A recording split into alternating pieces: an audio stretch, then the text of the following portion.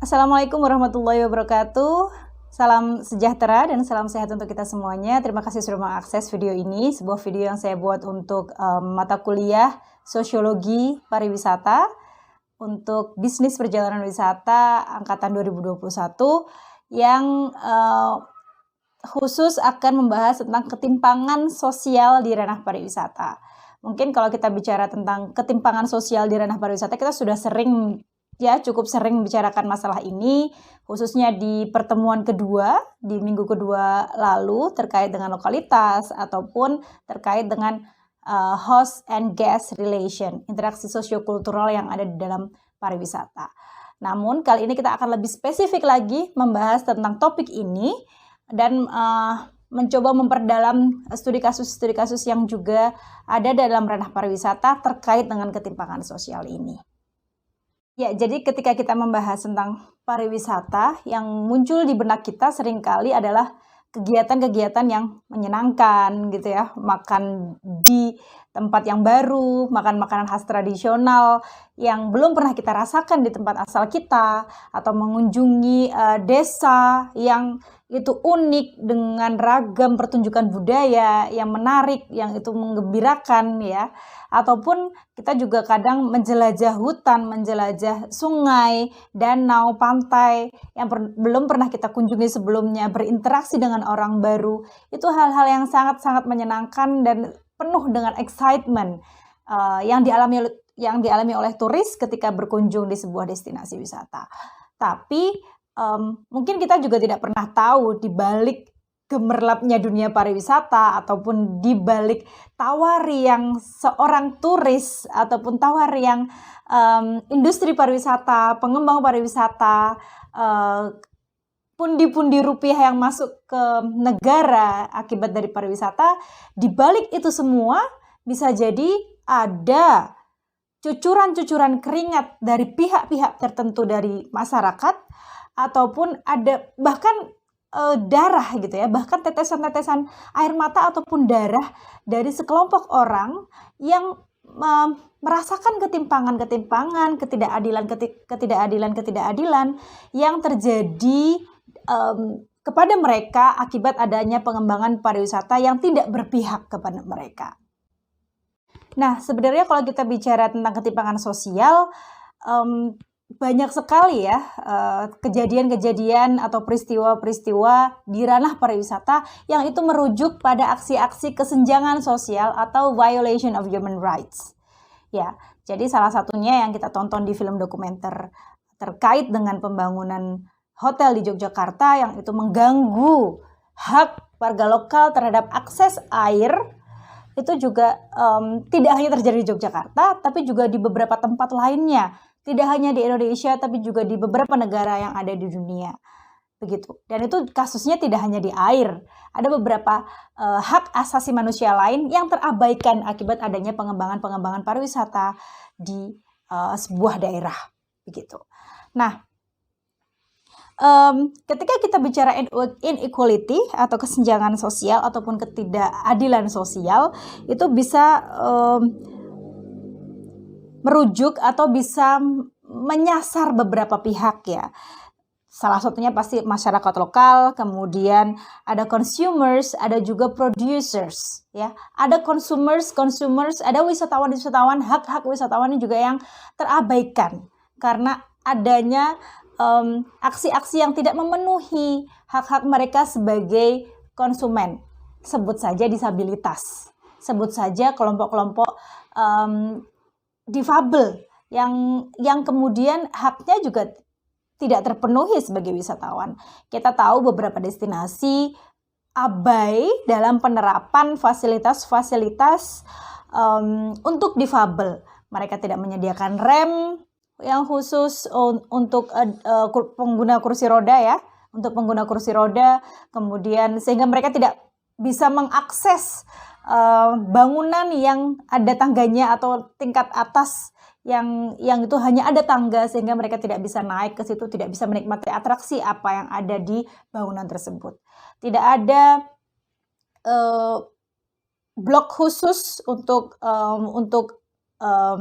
visual impairment, untuk konsumen atau wisatawan yang memiliki keterbatasan penglihatan, sehingga mereka tertatih sekali. Kalau tidak ada teman, kalau tidak ada saudara yang mengantar mereka, menemani mereka, mendampingi mereka untuk mengunjungi sebuah destinasi, mereka tidak bisa melakukan apa-apa gitu. Tidak ada braille ya, huruf braille ataupun audio guide. Mereka tidak memiliki audio guide yang bisa diakses oleh wisatawan yang memiliki visual impairment. Jadi hak-hak mereka sebagai wisatawan juga terampas gitu. Mereka di satu sisi mereka punya hak, mereka wisatawan, mereka punya keinginan juga untuk melakukan wisata. Tapi di satu sisi mereka tidak bisa melakukan apa-apa gitu. Mereka tidak memiliki informasi yang cukup. Mereka tidak mengetahui informasi terkait dengan destinasi yang mereka kunjungi atau terkait fasilitas. Mereka membutuhkan toilet tertentu untuk difabel ya. Tapi akses terhadap toilet ataupun fasilitas yang mereka butuhkan itu tidak tersedia, yang tidak tersedia di destinasi ya, tidak disediakan oleh pengelola destinasi. Atau terkait juga dengan transportasi.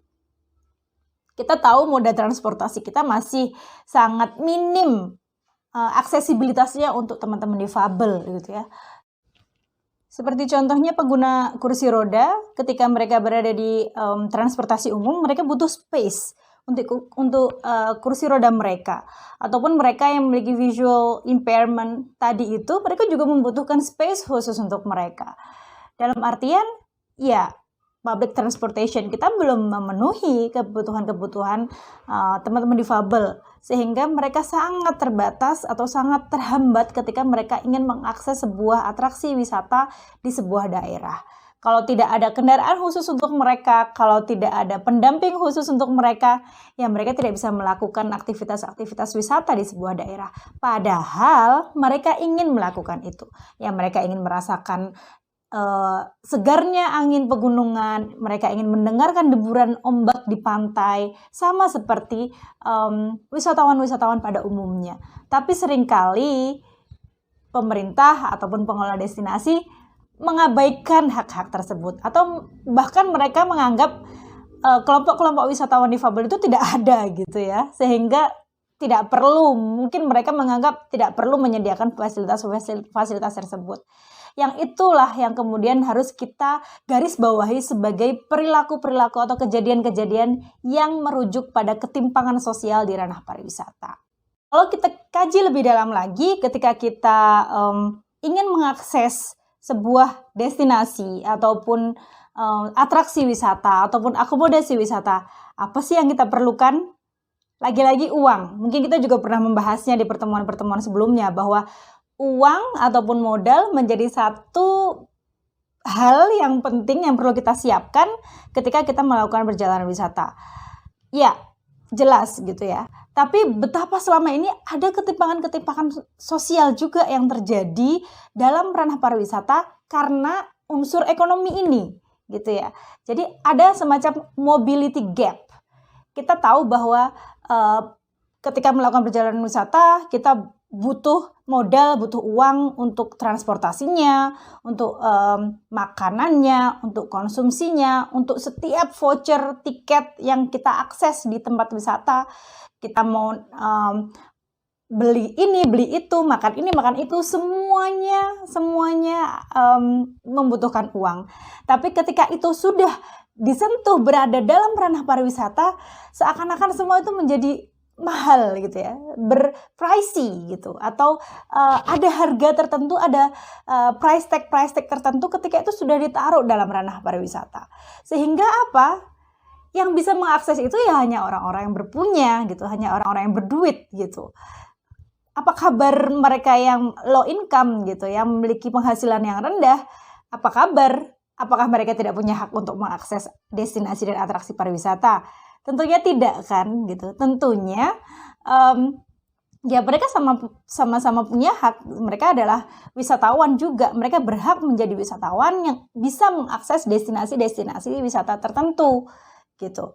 Tapi ketika itu sudah, lagi-lagi kita bicara bahwa kasus-kasus sebelumnya ketika makanan di tempat lain dengan harga yang biasa, yang normal, tapi ketika dia sudah ada di Jalan Malioboro, ya, kita sering jumpai kasus-kasus bahwa lesehan di Malioboro itu lebih tinggi harganya dibanding di tempat lain gitu. Karena memang itu adalah destinasi wisata yang ditujukan untuk wisatawan, dan mereka menganggap bahwa wisatawan adalah orang-orang yang berduit gitu, yang berpunya gitu. Sehingga itu tidak dapat diakses oleh mereka yang berasal dari low income community, yang mereka berpenghasilan rendah.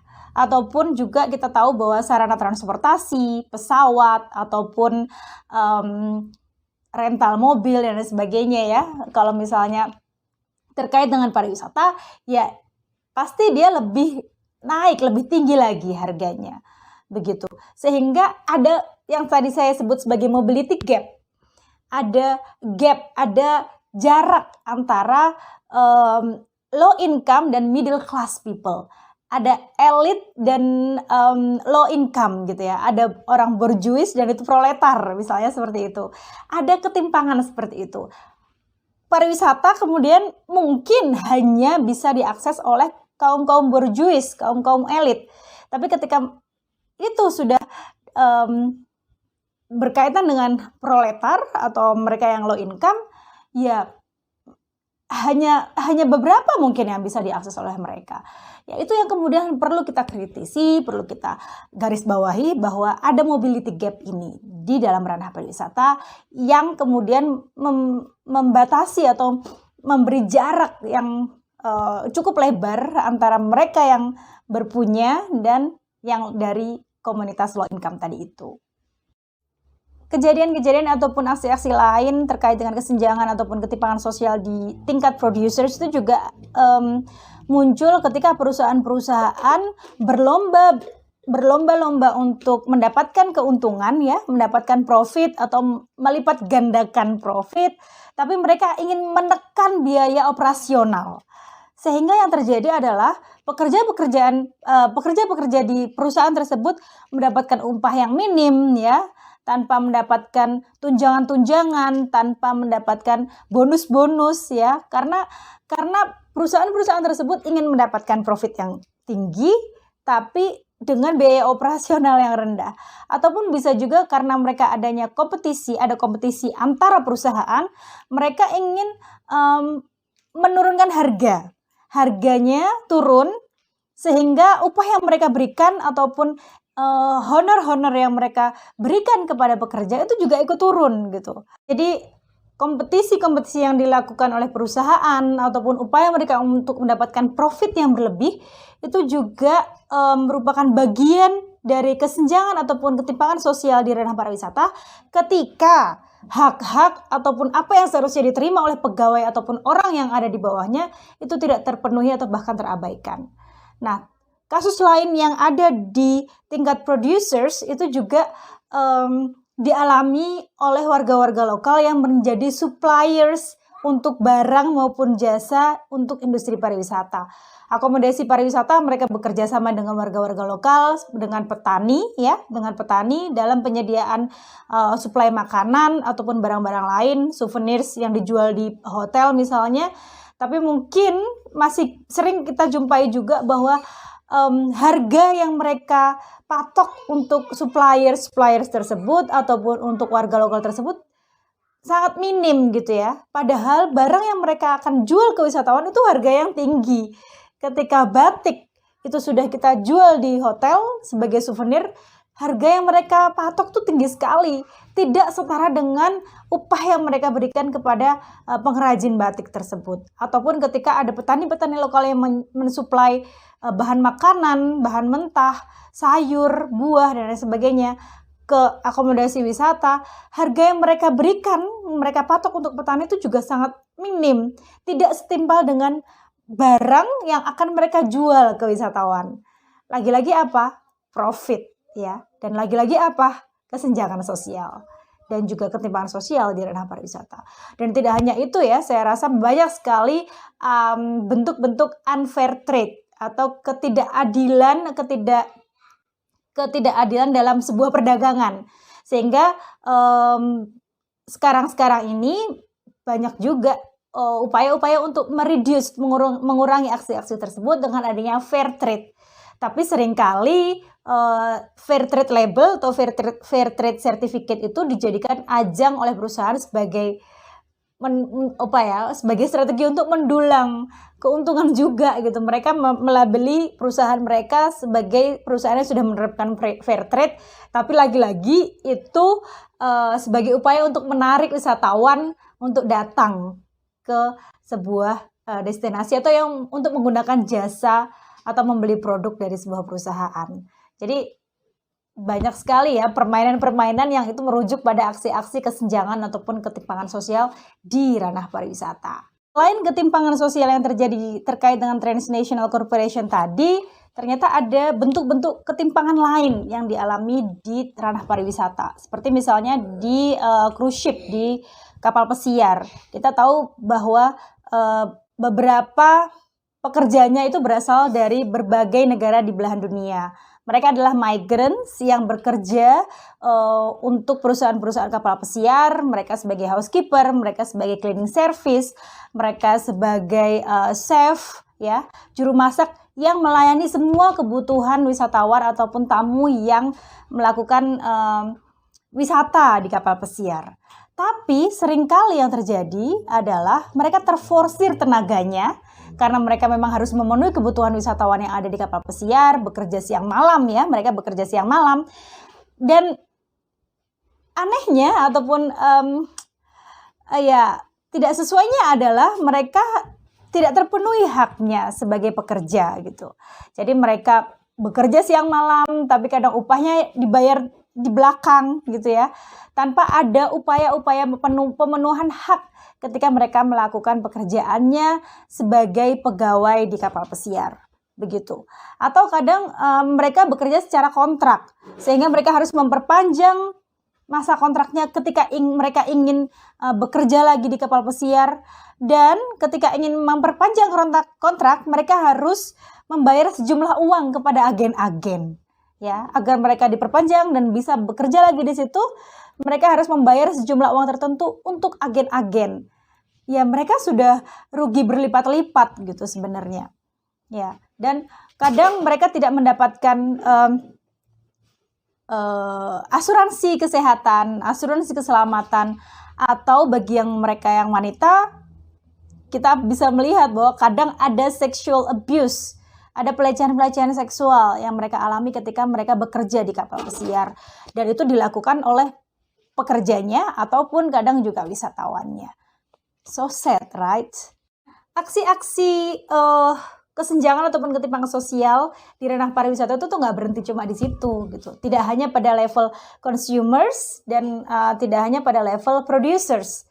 Kita tahu bahwa di film dokumenter yang kita saksikan ada hak-hak masyarakat lokal yang tidak dipenuhi.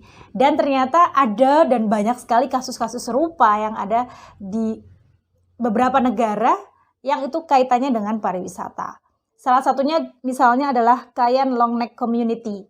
Cayenne Longneck Community ini adalah komunitas yang mungkin teman-teman tahu memiliki leher panjang karena mereka meletakkan semacam cincin di leher mereka sehingga leher mereka akan memanjang. Dan karena keunikan ini mereka dijadikan daya tarik wisata, dan banyak sekali wisatawan yang datang berkunjung ke komunitas ini setiap tahunnya. Sebenarnya mereka adalah pengungsi dari Burma. Mereka adalah pengungsi dari Burma dan mengungsi ke Thailand. Tapi karena urusan politik ya, mereka tidak dengan mudah mendapatkan kewarganegaraan di Thailand, dan akhirnya karena mereka bukan warga negara ya tidak mendapatkan hak-haknya sebagai warga negara. Mereka ditempatkan di sebuah desa buatan, disitulah dijadikan destinasi wisata, kemudian tapi mereka tidak mendapatkan hak-haknya sebagai warga. Mereka tidak memiliki lahan yang mereka tinggali itu bukan lahan mereka. It means they are displaced gitu ya. Mereka nggak tahu, mereka berada di tempat yang bukan milik mereka. Ya. Selain itu mereka juga mendapatkan ketidakadilan seperti mereka dilarang karena mereka sudah menjadi daya tarik khusus di Thailand. Akhirnya mereka semacam ada larangan dari pemerintah untuk mereka pergi keluar dari Thailand. Jadi ada they lose their freedom to move out gitu ya, atau they lose their freedom to work, untuk bekerja juga tidak dibebaskan begitu saja, and they lose their freedom to access for education begitu. Jadi akses pendidikan juga sangat terbatas bagi mereka. Dan mungkin parahnya lagi ya, mereka itu dibayar karena mereka sudah terlibat dalam industri pariwisata, mereka itu dibayarin dengan sembako, dengan beras, minyak, bumbu-bumbu, cabai begitu. Dan dibayar sekitar 1.500 baht per bulannya, atau sekitar 600 ribuan per bulannya. Dan itu sangat kecil ya, dan mereka diforsir untuk selalu menjadi keunikan dan atraksi wisata yang menarik bagi warga-warga wisatawan dari luar daerah gitu. Dan kadang juga mereka dikirim untuk acara-acara event-event pameran di luar Thailand untuk menarik wisatawan datang ke Thailand. Jadi ada semacam upaya untuk menjadikan mereka sebagai komoditas ya. Warga Kayan yang masih muda, younger generation-nya, mereka bahkan sudah bisa melihat bahwa ini adalah semacam human zoo gitu. Jadi kayak kebun binatang, tapi ini isinya manusia, human zoo, dikunjungi, dilihat sebagai sesuatu yang unik, dan ada ketimpangan-ketimpangan sosial yang terjadi di Kayan community itu. Selain itu juga selain di Kayan community juga ada aksi-aksi lain terkait dengan kesenjangan sosial ya. Tadi sudah kita lihat di film dokumenter terkait dengan akses air bersih di sekitar destinasi wisata. Itu pun juga terjadi ya. Itu juga terjadi di India. Ya, di India itu ada sebuah water park, dan mereka membuang limbah airnya ke daerah sekitar water park tersebut. Imbasnya, air yang terkontaminasi bahan-bahan kimia tadi itu merusak tanaman-tanaman pertanian yang dimiliki oleh petani-petani yang tinggal di daerah sekitar water park tersebut. Selain itu juga berdampak pada warga lokalnya karena mereka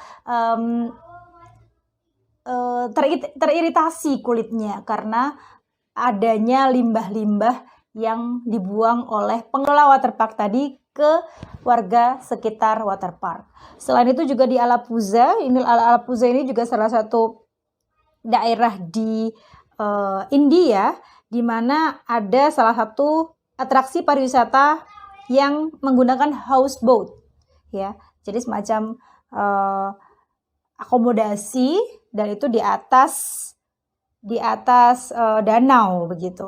Dan yang terjadi adalah karena houseboat ini menggunakan bahan bakar minyak, terkadang ada kebocoran di houseboat itu tadi, sehingga berpengaruh atau berdampak negatif pada keanekaragaman hayati yang ada di danau tadi gitu. Sehingga ikan-ikannya ataupun keanekaragaman hayatinya itu juga rusak gitu, karena ada aktivitas-aktivitas pariwisata yang tidak mengakomodasi kebutuhan lingkungan atau kepentingan lingkungannya gitu. Dan dampak lain juga, masyarakat lokal yang bergantung pada air danau, air sungai atau air kanal untuk memasak, untuk mencuci, itu juga terganggu karena akhirnya tidak bersih lagi, tidak bisa dipakai untuk memasak karena aromanya juga aroma kerosin gitu ya, aroma bahan bakar minyak. Itu juga akan sangat merugikan warga lokal tentunya. Selain terkait dengan air yang tadi kita sudah sampaikan atau sudah kita bahas, juga ada hak-hak asasi manusia lain yang juga terampas akibat adanya pengembangan ataupun pengelolaan pariwisata yang tidak berpihak pada masyarakat lokal. Salah satunya adalah terkait dengan housing atau tempat tinggal ya. Jadi kemarin juga sudah sempat saya singgung bahwa terkadang karena ada pengembangan pariwisata yang sangat masif di sebuah daerah, harga lahan semakin meningkat dan akhirnya harga sewa terhadap tempat tinggal ataupun terhadap tanah di sebuah daerah itu juga ikut naik. Dampaknya warga lokal yang menyewa di sebuah tempat, menyewa rumah atau menyewa apartemen di sebuah tempat, akhirnya terpaksa untuk pergi karena sudah tidak bisa lagi membayar uang sewa yang semakin naik. Karena daerah tersebut sudah menjadi destinasi unggulan gitu ya, ataupun sudah menjadi destinasi wisata yang sangat berkembang. Nah, selain itu juga pengembangan pariwisata di sebuah daerah yang membutuhkan lahan yang lebih luas, terpaksa harus memindahkan warga lokal di sekitarnya ke tempat lain gitu ya. Dan tidak sedikit juga kasus-kasus itu menggiring pada aksi-aksi kekerasan yang dilakukan oleh authorities, pihak-pihak yang berwenang kepada masyarakat lokal. Misalnya dengan dibakarnya sebuah permukiman, akhirnya mereka harus akhirnya bisa membawa warga-warga lokal itu untuk pindah. Ataupun bahkan ada beberapa aksi yang itu merujuk pada kekerasan ya, ada kekerasan, ada pertumpahan darah di situ, sehingga warga lokal semacam tidak punya pilihan ketika sudah dihadapkan pada pihak-pihak yang berwenang tersebut ya. Lagi-lagi itu juga bagian daripada gambaran ketimpangan sosial akibat adanya pariwisata. Nah, terkait dengan housing ini juga ya, di Kairo itu ada rencana pemerintah Kairo untuk memperindah Historic Center of Cairo dengan public open space ya. Dan di situ juga akan dibangun hotel, 2 hotel mewah dan aktivitas-aktivitas komersil lainnya.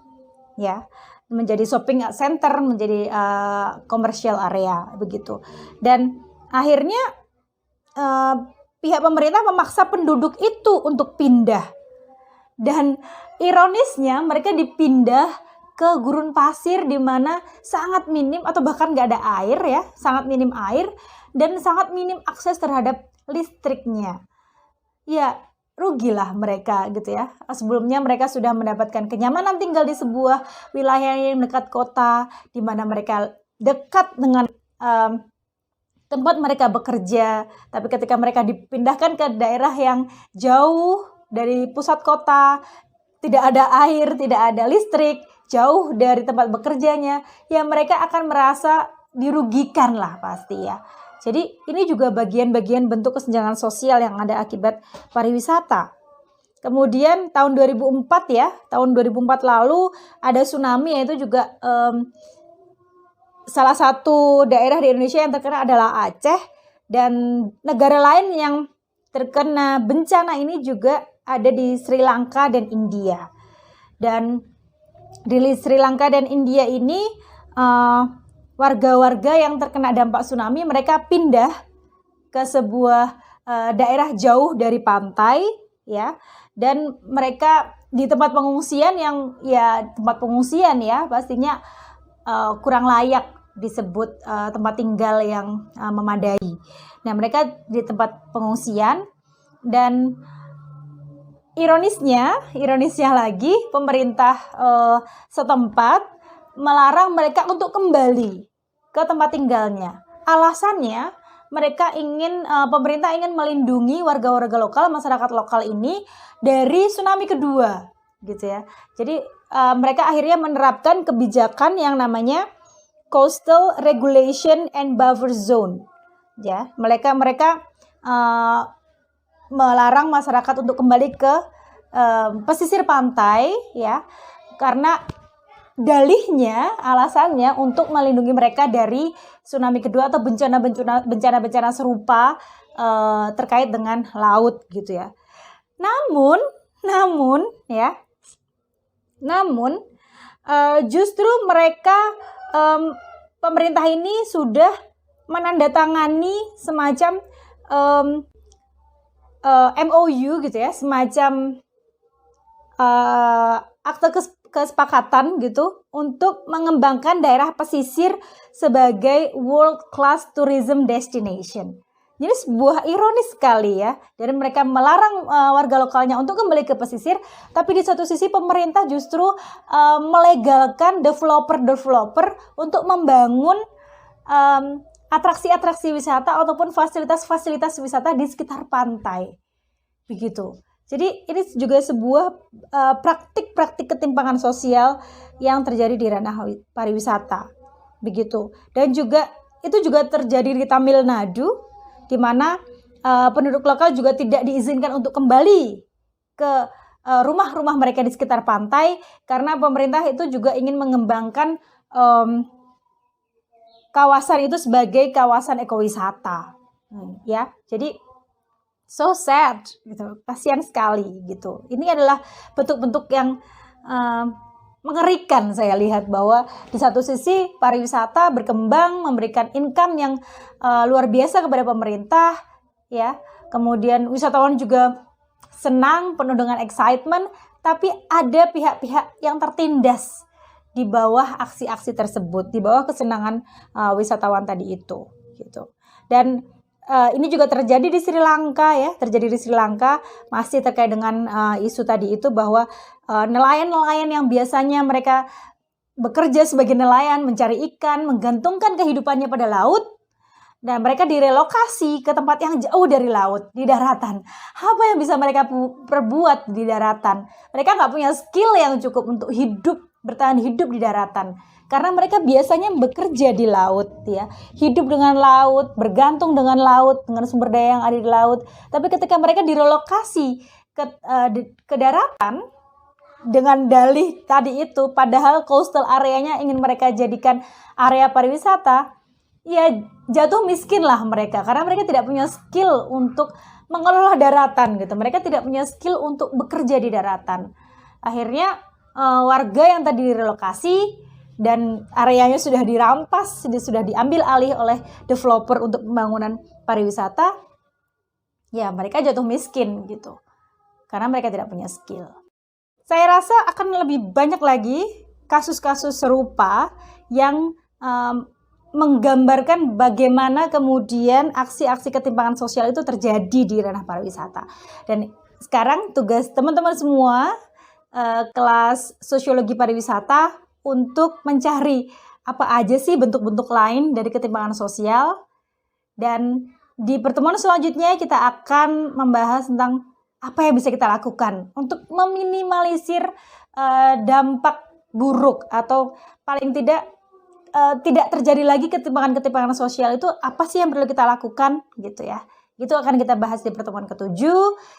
Silahkan mengerjakan tugas yang ada di panduan tugas yang saya attach juga di elok, dan selamat kerjakan dengan maksimal, sehingga tidak hanya untuk tugas tapi ini juga bagian daripada bagaimana kita mencoba untuk menganalisis bentuk-bentuk kesenjangan ataupun ketimpangan sosial sehingga itu tidak terjadi lagi di kemudian hari. Kita sebagai insan pariwisata harus bisa mengeliminasi bentuk-bentuk ataupun dampak-dampak negatif dari pariwisata yang itu mengancam kehidupan lingkungan ataupun kehidupan masyarakat yang ada di sekitar pariwisata. Begitu, terima kasih atas sudah mengakses video ini dan sudah mendengarkan kuliah ini dari awal sampai akhir. Semoga bermanfaat. Terima kasih. Assalamualaikum warahmatullahi wabarakatuh.